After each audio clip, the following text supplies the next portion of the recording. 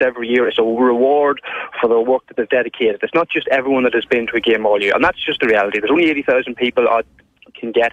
Everyone can't go. You are. What do you make of that, Anthony? Well, I disagree with the whole thing. Like, I mean, look, I remember as a kid going into the games. Like, that's, and there's been a lot of talk and a lot of people making opinions about what Dick said. Like the whole thing about the tickets, it's inflation. It's what happens, you know, in another 5-10 years' time, they're going to be more expensive. Like, I mean, the GAA is a commercial body. It is a business. I mean, the people have to realise that. The thing that I suppose that kind of grates me is, you know, you see comments about, you know, but we'll plough it back into club facilities and we'll plough it back into foreign games and we'll plough it into here and plough it into there. First of all, I suppose there's a kind of this thing of, there's a bit of a lack of trust in the fact of, well, if you get €1, where does the euro go, right? So what's the breakdown? Like, I mean, you know, so there's this idea that, oh, well, it'll go into the clubs and everything else, but then you see something like Páirc Uí Chaoimh and people's mistrust even grows even more, right? So then that mistrust ties straight into, well, why should I be paying more when you have stuff like this going on, overspending, no one having a clue where money's going, this and this, vested interest, vested parties taking it. So that's where the whole kind of groundswell of disappointment, I would suppose, comes from, okay? You know, and you say, okay, we're going to put it into facilities. Like, to be honest, and you'd know this, there is unbelievable facilities all over the country at this moment. You know, you can go to a junior club in Meath and they'll have unbelievable facilities. They'll nearly have a stand. You know, like, there's a lot of money sloshing around. There's a lot of graveyard plots to be sold. But that's the thing. And, like, I mean, what I worry about is actually, are there going to be the players in 10 years to actually fill these grounds? You know, because the one thing that would cost about €100, and I know you'll say, geez, you're harping on about this again, is go in, get a whiteboard and actually just look at the fixtures list. Like, again, we're in a situation, again, another year is passing. Like, I got the fixture planner for Meath the other day, right? And basically in Meath, there is 13 games. You play 13 games in the league, and 6 of those are going to be done by the end of March, okay? You'll have 2 rounds of championship in April. So really, by the time kind of May comes along, if you lose those 2 rounds of championship in April and you have 6 league games, actually by the time you play, you'll have 8 league games played, your season could be over. And you're playing in February, March, you're playing in the drudges of the year. Come June, July, you'll have nothing going on. So, like, it's just, again, you're in a situation where I understand, yes, facilities, I'm not doubting the fact that money goes into all of those things. But what is the major thing, if you ask any club player, any guy, what is the major thing that they have an issue with? It's the fixture list. It's getting themselves sorted, knowing where they are. And if that won't cost a whole pile to do it. You do that, you're going to have people playing for lots of people coming through juvenile, lots of bodies, lots of people filling the grounds. Probably more goodwill as well if the GAA managed to make a positive move for the vast majority of their members. I do want to get Tommy Welch's take on this. Very good morning to you, Tommy. Good morning, Owen. Good morning, guys. What do you think of all of this? Yeah, listen, with regards pricing, I don't tend myself to get involved in that side of things. Doesn't really interest me, so I tend to just trust the lads that look after it and let them, you know, go at it, because that's where their expertise lies. Like, if they're telling us they're putting the money back into the clubs, I'll take that, because, like, the clubs are the fulcrum of every society at the moment. That's where everything goes on. You go down to any of the local clubs. See, we're in a different era now. We're in an era of the internet, of television, Sky, Netflix, where you don't have to get out of your house. When you come home from work in the evening, you're in your sitting room, you're up in your room. You can have a wonderful evening without ever leaving your house. Towards back in the day, you had mass, you had the local creameries, you had, you know, dances. Everything was going on where it was getting you out of the house. Now, modern society, they're doing everything to keep you in your house. What's getting people out of their houses in Ireland at the moment? The clubs. The clubs, whether you're playing Gaelic football, whether it's ladies Gaelic football, camogie, hurling, under 6s, 7s, 9s, 11s. Like, Anthony was talking about the clubs and the fixtures. I would say, as far as under 15, we have a setup in regards to GAA that is probably unrivaled anywhere in the world. Everything revolves around the hurling field or the local GAA field. It's from there on probably is where the problems start. So what the GAA are doing from underage, and that's schools coming up on school right up as far as probably under 15, It's absolutely brilliant. And that's me. I have children at home, so I know exactly what's going on down there. So if they're pumping money back into the clubs, listen, fair enough. But I suppose the one, I think what Dick said the other day, people are coming down hard on him. I think Dick, listened to him the last few years, I think he's a proud GA man and probably a very good GA club man up there in Monaghan. And he was talking about, he brings his kids to the club games. And, if you go into Century, you can get a ticket for €15. I think it's a €5 cheaper. But and you bring in your kids for free. So I think it was just the way, I suppose, Dick got his point across. Probably didn't sit well with people. Like, unfortunately for Dick, he probably wasn't at an All-Ireland when he was 8. I wish I wasn't at an All-Ireland when I was 8, because the All-Ireland I was at was against Tipperary in 91 and we got bet. So I wish I hadn't have got to that. And that was going in free again. Now, that time you could go in, jump the stiles and sit in your father's knee, And I remember that time, talk about prices, that time the Cusack stand was £5 cheaper because there was more poles, there was more pillars in the Cusack stand. So we used to always go to the Cusack stand because it was £5 cheaper. And I was there in 91. I was there again as a 9-year-old in 92. And talk about, memories, and they will live with me forever. The pain of losing in 91, but the joy of seeing DJ put the ball in the back of the net in 92 against Cork. I remember Brian Corcoran, he was a brilliant cornerback. In later years, he was a centre back, full forward. But that year, I think he was only 19 that year. And I still remember I was only 9. He was playing cornerback, real wet day. Had the ball over in front of the Hogan stand. Went to clear it 100 yards down the line. His hurl slipped out and hit a lad out in the stand. Your man just come back in the hurl, on we go again. There was no insurance that time. So, listen, you're asking me about ticket prices. I don't want to get involved in ticket price because I know nothing about it. And if they're saying they're pumping it back into the clubs, fair enough.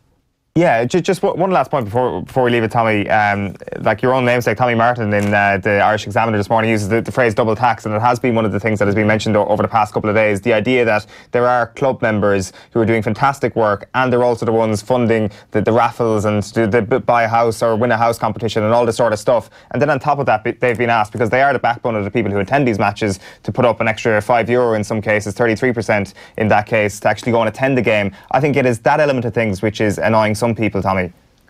Yeah, it is, because they're the lads buying the tickets for the local lip sync. They're down cutting timber and then buying back a trailer load of timber then the week later for about €200, and that's just the way it is. And listen, unfortunately, prices do go up. And I was in Temple Bar there a few weeks ago. I was at Pat Short. I got it as a Christmas present. I paid €8 for a pint. I wasn't too happy about that. So listen, prices go up, and it's not. Listen, none of us like to see it, but unfortunately, look, that's the way the world goes. And if you go in, say, Century, for €15, it's still tough. There's 2 you go on, we'll say that's €30, and if you're paying that, every week, and if the finance guys up in Croke Park have good reason for doing it, sure, listen, that's the way it is. But as long as we remember. I've heard it during the week, we're comparing it now to professional sports, like rugby up in Dublin and Thomond Park, and we're comparing it to the Premier League over there. We can't compare ourselves to them because they're not family sports, in my opinion. We are a family organisation. This is our culture. This is our society. This is what gets us out of the houses back in Tullaroan or up in Meath or up in Monaghan, wherever you're from. It's not where you just head off with the lads for a few pints or a Premier League game of a Sunday. It's not where, you might go up to international matches. You might go to 1 out of 3 or 1 out of 4 or go to a November test. These guys go to every league game. These guys go to every championship game when the round robin starts. So as long as we remember, don't compare ourselves to them. We're a family organisation. You're bringing out, yourself and your wife, or yourself and your partner and a few kids. The kids go in for free. But you're also, you're getting something to eat. You're paying for the petrol going up and petrol coming back. You might stop for a bag of chips there on the way home. And this is every week. So as long as we remember, it's a family. It's a family organisation. It's not a product. I also heard it during the week. It's a product. This is not a product. This is a way of life for Ireland. And as long as we remember that and stay true to our values, like we talk about values. What are our values? This is it. It's a way of life. You go to any GA family, they're going into Nolan Park this Sunday. Tuesday night they're back in the local field, you know, the under 14s or the under 16s or the minors, or they're going to a match down in Grignamanagh maybe the week after. So it's a way of life, in my opinion. So as long as you don't start comparing it to other games, professional sports or that, I'd be happy enough. Yeah, well said. Before we let you go, Anthony, just a final word on that. I guess the word disconnect has been used quite a bit this week. Would you buy into the idea that this is just furthering that disconnect? Well, look, Tommy made some great points, and I suppose, you know, if you're following that point down about it being a family and everything, like, I mean, some people would say, well, listen, we're the people who are going every week, and we're being the ones who are then being, you know, hit every week because of the increases. You know, so a fella who might go to, you know, a league final or a semi-final or whatever it is, he isn't going to really care about it. It's the ardent supporters, the person who is committed. But, like, I mean, you can get you know, you can get the season tickets and all that now. I'm not, like, I honestly think that the disconnect, shall we say, and the angst has come from a couple of things over the last number of weeks about stories about overpayment and all that stuff, as I said to you. Like, I mean, the Porky Keeve thing is enormous. You know, when you really sit back and kind of look at it and say, like, how could this actually occur in modern society with auditors and different people and this going on and that going on? So you then look at, I think, people, like, I mean, I'd say a lot of people would like to know, 100 goes in, where exactly does 100 go? You know, and then people are talking about, say, JP McManus and JP McManus giving out money to the clubs and all that. Absolutely. But there's a massive amount of vested interests in the GAA that is becoming more and more and more. Like, I mean, you know, Tommy is right, it is about, but the GAA, the football and the hurling and what's going on, there's a lot of people who are latching onto that and who are taking out of it what they can get out of it. Now, I don't just mean, say, I'm not talking about the media essentially, right? But the media is always going to be there, right? And it's always in there. But there's a lot of other people who are, you'll design conferences around it, you'll design wellness associations around it, you'll define marketing and PR and promotions around it, and we're seeing that it is getting more commercial. Players themselves are getting advice via the GPA or whatever it is on how to promote their own brand or how to maybe lessen that promotion, or, you know, what to watch out for. There's much more kind of awareness of all that, and that is just that's branching out from the game, you know, at the top level.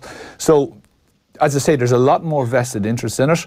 There's a lot more vested interest in than even when you go into an inter-county squad. Like, the preparation costs for an inter-county squad are just going up every year. Like, massive money. And if Conor does it last year, well, we should decide this year, geez, we better do what Conor did last year. And if you do something new this year, we'll do that as well. Yeah. So the costs are always just increasing. Well, that's what we see it in the back of the Independent this morning. 6 million quid for Connacht County's preparation last year, which is absolutely outrageous, really. It's like, that'll be 10, that'll be 15, that'll be 20 soon. So how do you pay for that? Yeah.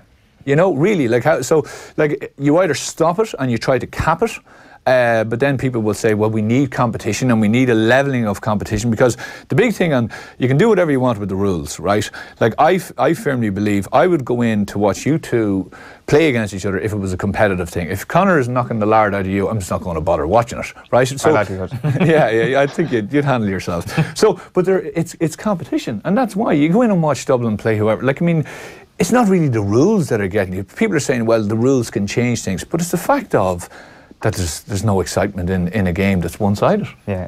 And I think, as well as that, particularly in football, the predominant style of play the teams adopt has that, and that's why the GAA introduced the rules. But I think the predominant style of play in Gaelic football at the moment is hard for people who aren't emotionally invested in one of the teams to actually just show up and watch. Just one last point on the All-Ireland final ticket prices and Dick's thing about, I know he clarified what he said about the 8-year-old or whatever, but I remember going to an All-Ireland final in 2000, Kerry against Galway, and I had no business being there because I wasn't working on it and I wasn't from either county, but I came back from going to the toilet or something and somebody said to another guy, who scored that point? And he turned around and he says, the number 14. And it was Pádraig Joyce. And I remember thinking, whatever business I don't have been at this game, he definitely shouldn't be here. And everybody knows that at All-Ireland finals, there are tickets that go everywhere. They go all over the place. I think it's only something like 16,000 tickets go to supporters of the competing counties. And there's all kind of corporate tickets, corporate days, event junkies, people that go to All-Ireland finals. And the idea that they are more befitting of an All-Ireland final ticket than an 8-year-old from one of the competing counties, I don't think sits well with anybody. Yeah, absolutely. Anthony, we're going to let you go. Thanks a million. I think we've plugged Monday week so much that everybody's looking forward to your Super Bowl takes and that. So that's when we'll see you back in here next. Conor, you're going to hang around because we're going to get into our hurling preview.